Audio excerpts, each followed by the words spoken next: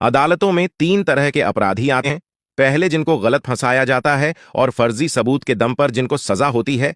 दूसरे, जो पेशेवर अपराधी होते हैं, इनको फर्क नहीं पड़ता कि कितने मामले इन पर चल रहे हैं। तीसरे तरह के लोग, जो भावनाओं के बहाव में आकर एक अपराध कर बैठते हैं। और निस्संदेह गोडसे भावनाओं में बना अपराधी था।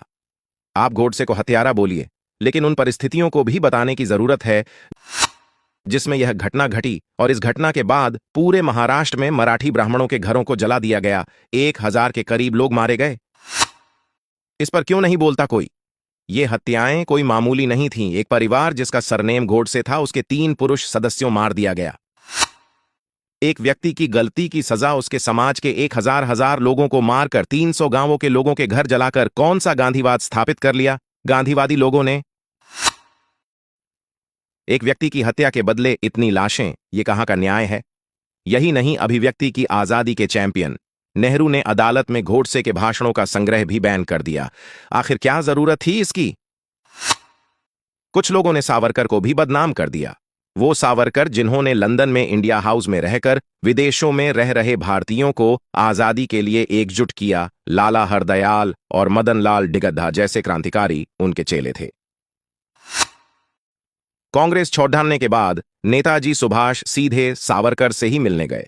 गांधी अक्सर उनका हालचाल लेने जाते थे। यही नहीं, गांधी उनसे मिलने लंदन में इंडिया हाउस भी गए थे।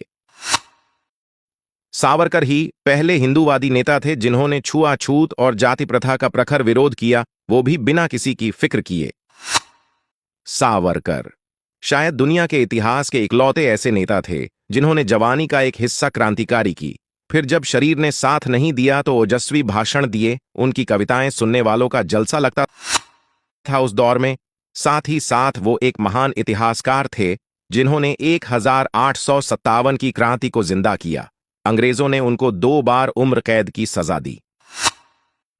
नेहरू और उनके षड्यंत्र रचने वालों ने सावरकर को उनके जीवन के अंतिम सालों में बदनाम कर दिया।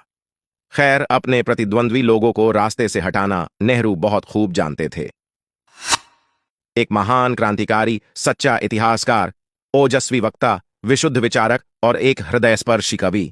मानवीय गुणों का एक साथ एक व्यक्ति में इनका मिश्रण मिलना अति दुर्लभ है। लेकिन अगर कभी यह चमत्कार हो जाता है तो वीर विनायक दामोदर सावरकर